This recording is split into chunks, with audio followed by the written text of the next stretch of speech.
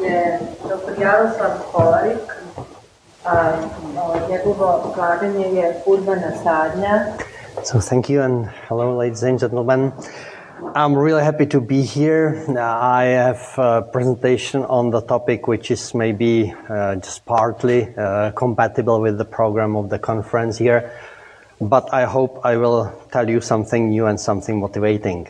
The field of arboriculture deals with the welfare of trees in urban setup, and this is a topic which really grows in importance, and it will grow very quickly further on, because our cities just have the large challenge of climate change and let's say the transfer to the situation when people need to survive in the cities during these hot springs, etc.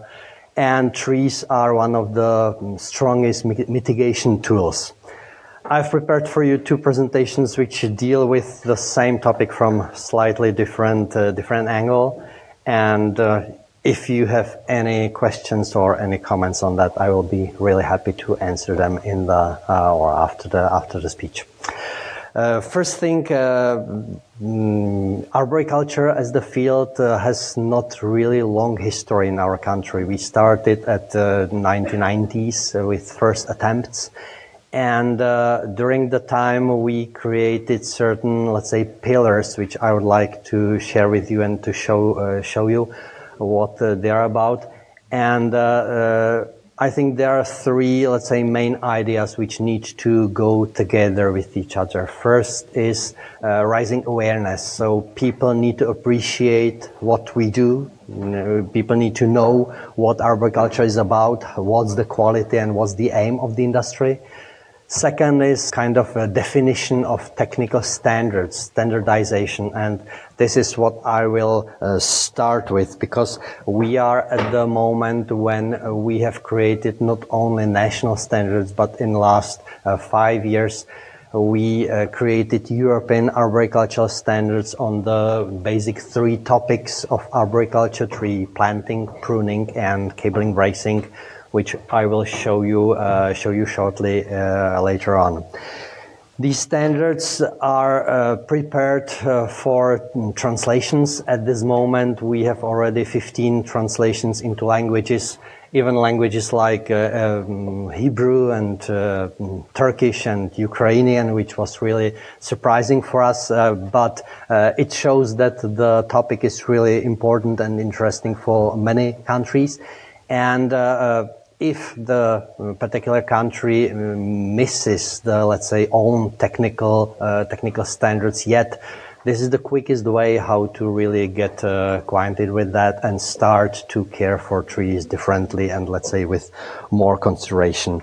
The project was built on the basis of European Arboricultural Council, which is an organization which collects certification centers across Europe, and which offers certification and partly education in the field of tree climbing and tree care.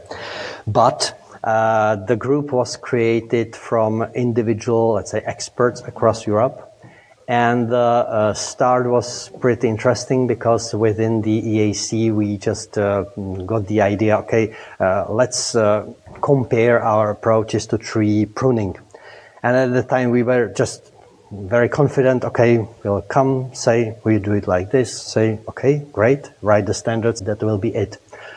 But when we came together, we learned that even if we use the same terms and we think we do it in the same manner, we are not. And there are pretty big differences, namely in the area of young tree pruning. So pruning by the planting time and the, let's say, training pruning in the first year, which you are very well aware that this is the crucial period for trees, and this is something we should be united. But the practice across Europe really varies quite a lot. So it was a big surprise for us at that time, and that was the energy and the need, let's say, to sit together, to, let's say, connect the experience, to really go to the resources, to see the situation in different countries, and to come up with some, let's say, generic recommendations, which then, of course, can be specified for each climatic zone's cultural, scheme in the countries by national annexes. So the system of European Arboricultural Standards is pretty open one. We created the basic texts which are accompanied by national annexes. So if someone wants to work in, let's say, Czech Republic, he not only reads the basic text, but he can take the national annex and say, okay, and in Czech Republic there are these specifics. So it's in one thing very open, so no one is, let's say, suppressed and no one must obey the EU regulation. It's not meant like that, because the national annexes in a way overlap the basic texts. For the, let's say, European Forum, we've chosen the basic areas of interest which define the qualitative tree care. So now I will just show you what the extent of the standards are about and show you the basic topics. Of course, you can download the standards in all the 15 languages. You can choose whichever is adequate for you. And I hope that in Serbian they will occur very soon, because the energy is here and the need definitely, like everywhere, is here as well. I don't know whether you see the letters, but the European Union or Europe is very difficult to communicate between each other because we've got so many languages. And by the development of the standards, it was pretty funny because there were 12 people in the room communicating together in English, which no one knew really, and trying to get some consensus on things which we have problems to explain even in our own language, not to speak. So it was really sometimes funny, the discussion. On the other hand, we really hope that we came with something which makes sense, and our colleagues from the Arboricultural Association of the UK helped us then to translate it from this European English into proper one. So let's hope it will be readable. The basic thing, of course, by tree pruning, which we are discussing now, is the ways how branches should be removed. This is a completely basic thing. I think there is a complete consensus in the literature from the United States down to Europe how to apply these rules. On the other hand, this is the first thing which must be in place. So we must insist on those rules, the size of the wound, let's say different angles of the removal, because they must just go together with the physiology of the tree, with the mechanisms the tree used to defend pests and diseases. And this is, let's say, very basic alphabet of the arboriculture. On the other hand, arboriculture is a field which extends from the young tree care up to the care for ancient or veteran trees.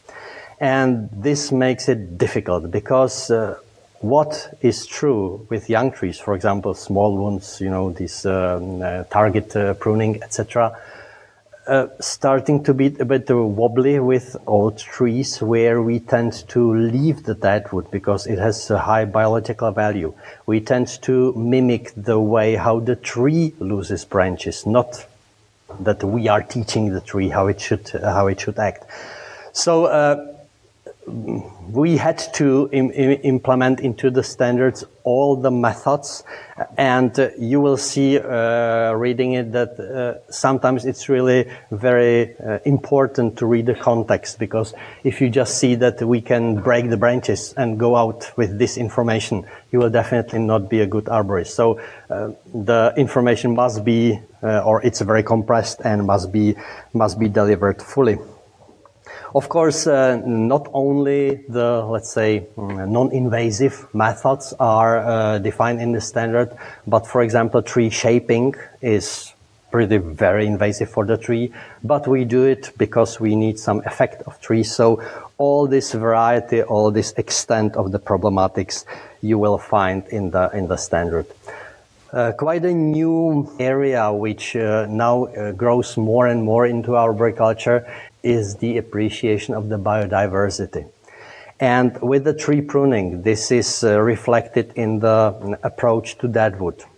Because, from from the full history of arboriculture, which is now more than 100 years, counting from the US experience, the basic thing every tree climber did on the tree, remove the dead wood. And it's so grown into the arboriculture that we have now real problems to convince people, okay, but if you come to old tree, old oak, the worst thing you can do to that is to remove the dead wood. Even with pine trees, it's really proved that the dead wood in the crown acts like a contraweight in the dynamic loading of the tree. So we can destabilize trees, removing the dead wood. So we really need to be very careful what context the dead wood is in. And plus, of course, the huge numbers of dead wood in tree crowns makes very specific habitats. And we really must be aware of the fact that the aim of arboriculture and tree management is not to sterilize our cities. Yeah, because the biodiversity, this is one of the basic tools how to mitigate the climate change, because otherwise we are creating more problems.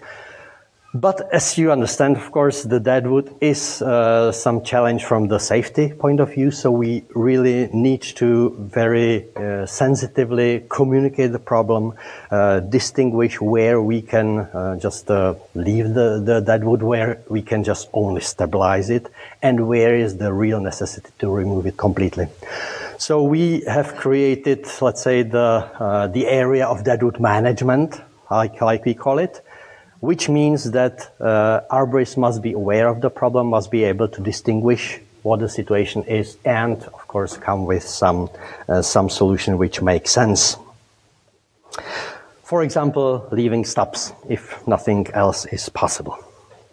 This table is, let's say, the heart of the tree pruning methods we've defined in the standards, and they try to lead the reader through different stages of development of the tree and different objectives we can fulfill with our pruning. And of course, based on this, let's say, system, you can read then the definitions for each box and get, let's say, the overall information. And this is really, really important because, as you see, the full structure from young tree care down to veteran Asian trees and trees which were mutilated or damaged by natural causes or by humans are included in the system. So we really tried to, let's say, bring as easily obtainable information as possible. So it's really lots of, let's say, thought process on behind. You see that you can have the really various aims with your pruning. Either you care for the trees, let's say, from internal structures. So you just try to solve problems of the tree just coming out from solitary growth. Or you can resolve problems with conflicts, with buildings, with wires, or which exists around the tree. Or there are pretty specific approaches to biomechanical stabilization. By the way, arboriculture is a very technical area where not only physiology and phytopathology and these information must go into, but we are responsible for the stability of trees. So we are responsible for decisions where we need to stabilize trees, which can be pretty problematic for the tree. So we need to be able to calculate the loads, calculate the resulting, let's say, loading of the tree, and propose as sensitive approach as possible to make, let's say, the public safety possible. And of course, shaping, which I will probably not open here.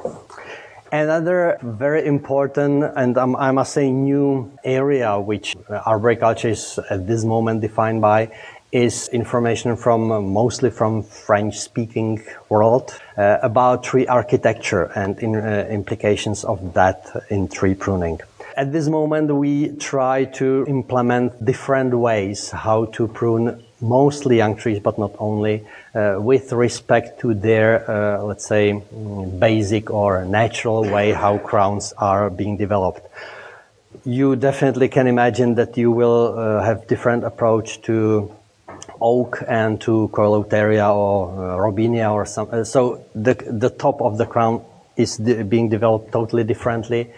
And if we try to mutilate the tree and really teach it where the top should be, we go against the let's say, phytohormonal balance in the tree.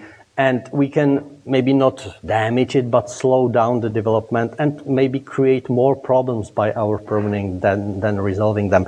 So this is one of the areas where we really are at this moment developing the systems and the methods and trying to apply them in practice. This is just a short video just to show you what consequences or how does it look like the tree pruning in practice. You see it's very efficient work. And we must deal with a variety of branches from the epicormic shoots down there up to various defective really growths like weak forks or the secondary shoots in the crown. We use either equipment for working from ground, or of course our arboriculture is defined by climbing techniques and problematics connected like safety of work, equipment, etc., etc.